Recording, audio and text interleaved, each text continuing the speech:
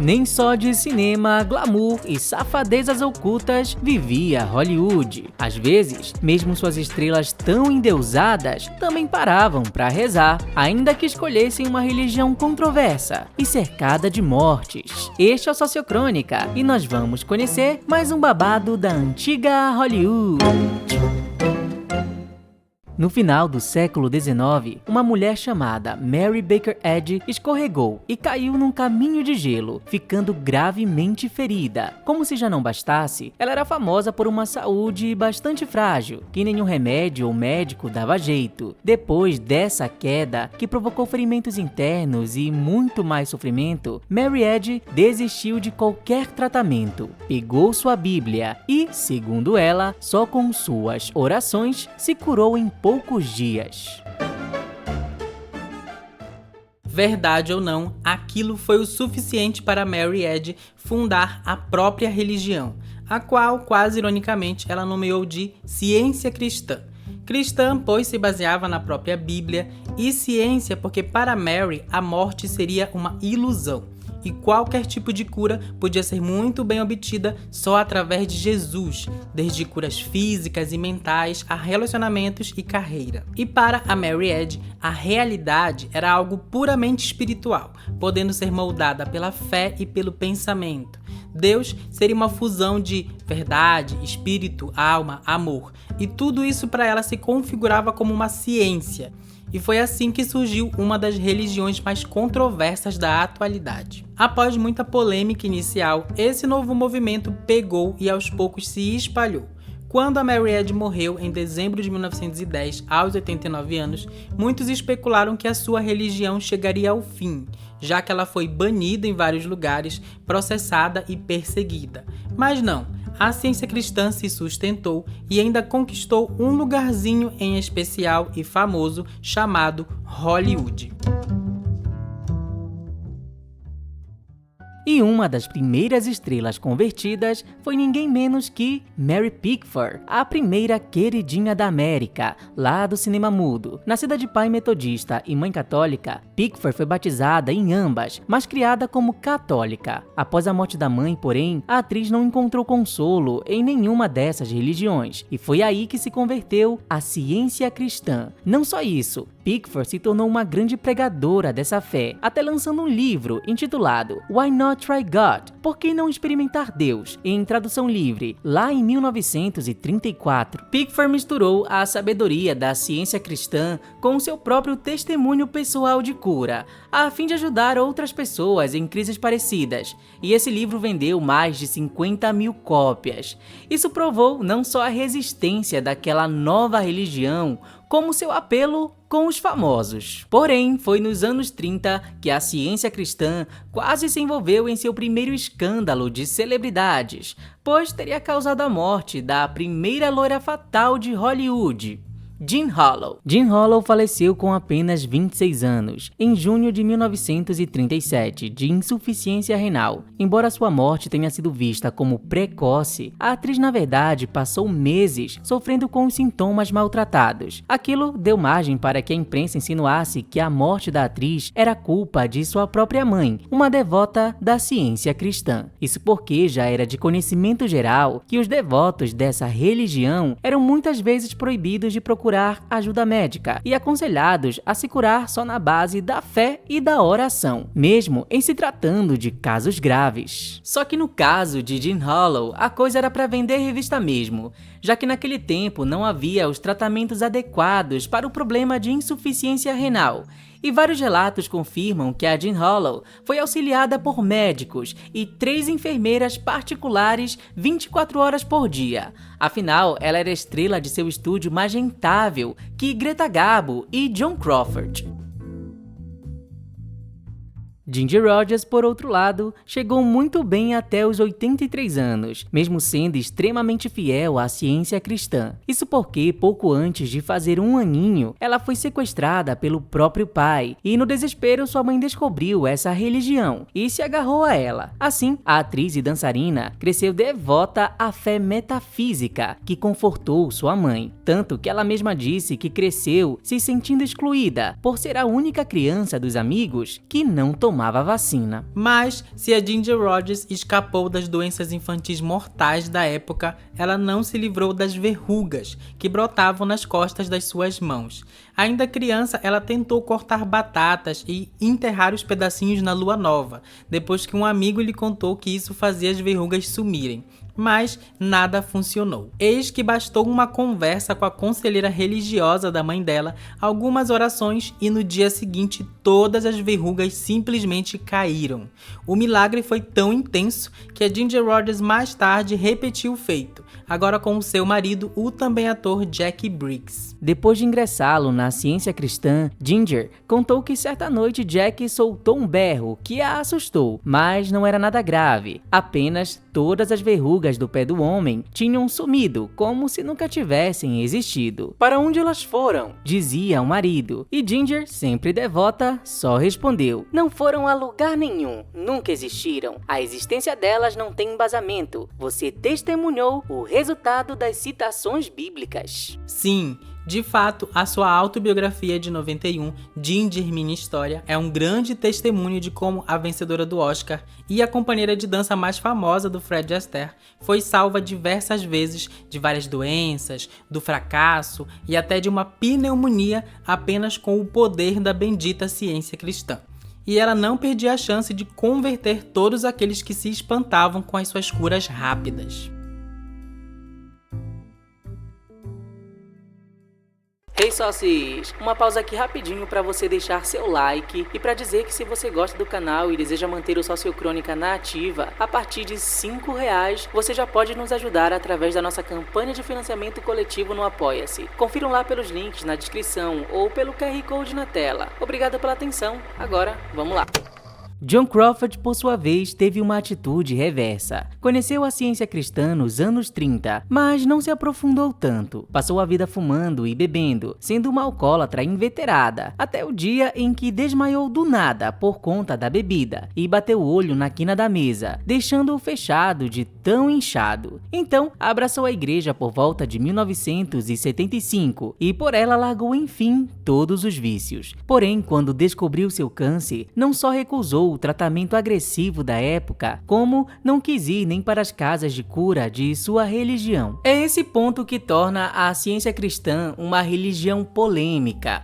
Foi por causa de sua fé que a namoradinha da América, Doris Day, se tornou estéril, depois que seu segundo marido lhe apresentou essa religião.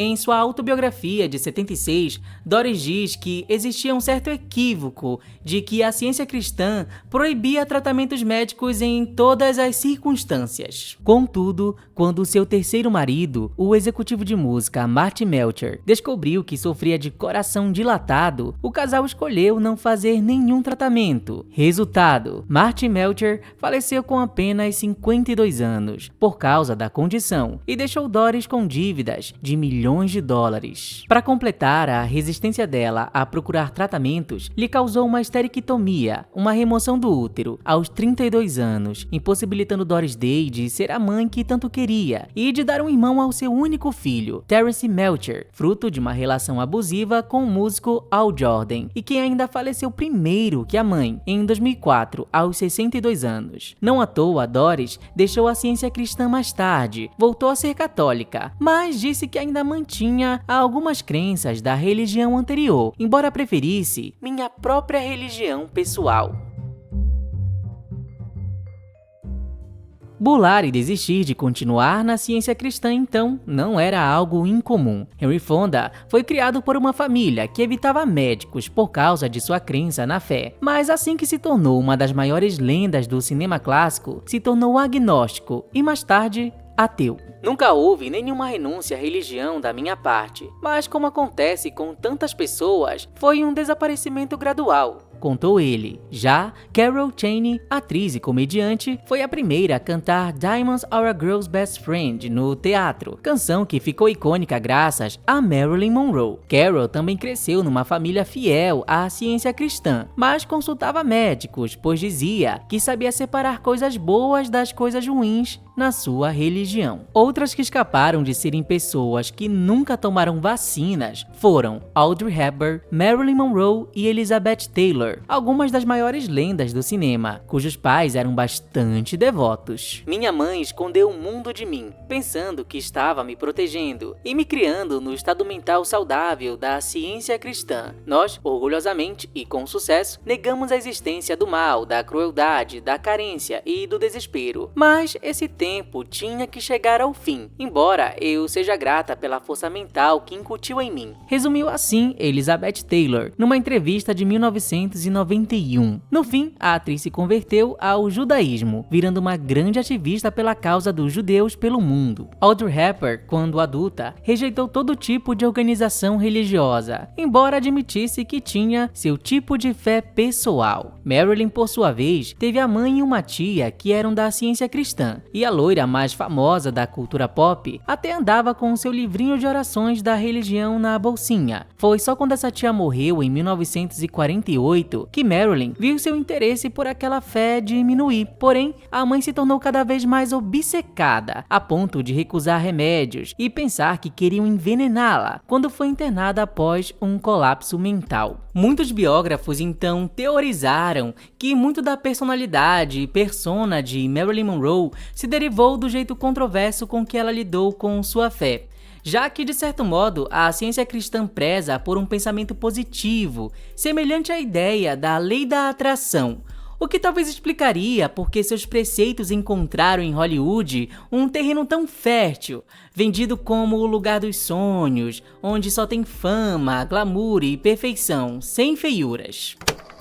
Por outro lado, essa igreja é conhecida pela sua frequência em ameaçar com processos qualquer um que revele os seus segredos, além de pressionar jornalistas, editores e escritores que tentam disseminar qualquer coisa que não sejam os relatos aprovados por eles, como revelou a premiada escritora Caroline Fraser no seu livro Denúncia de 99 sobre a ciência cristã, baseado em pesquisas e relatos pessoais, depois que ela viu o seu pai, um homem rico e bem estudado, definhar e até perder membros do próprio corpo por causa da influência dessa religião. Além disso, a ciência cristã é a religião com a maior mortandade infantil, justamente pelo preceito de que os seus doentes devem ser tratados por enfermeiros dentro da própria igreja e às vezes só em casos graves. Isso já gerou processos nos anos 70, nos anos 90 e em 2016 o The Guardian lançou uma matéria intitulada "Deixe-os morrer. Pais recusam ajuda médica para crianças em nome de Cristo", que já diz tudo. Desde então, a Igreja da Ciência Cristã vive entre fazer as pazes com a medicina e rejeitar a Mary Eddy e a ideia que originou a sua religião, ou manter as suas raízes. Por outro lado, eles também mantêm as suas estatísticas e membros bem ocultos, tornando-se menos popular que a sua colega, a cientologia, que é mais famosa na cultura pop e também cercada de teorias por causa dos seus membros como Tom Cruise, John Travolta e Elizabeth Moss. O curioso é que hoje nem precisamos adentrar uma seita religiosa para ser bombardeados pelo mesmo tipo de ideias anti-vacina, anti-ciência e de cura, através da lei da atração, do pensamento positivo, da meditação. Enfiar Deus no meio sempre foi só uma tática clássica de transformar experiências individuais raras em manipulação coletiva da fragilidade humana.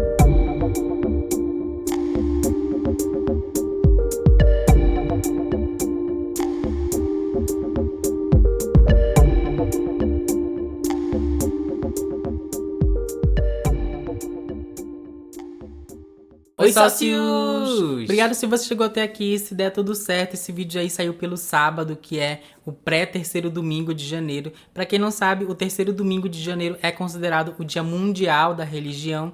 Então a gente decidiu trazer esse tema aqui pro canal, que a gente sempre lia sobre essa ciência cristã, quando a gente ficava pesquisando os babados da antiga Hollywood.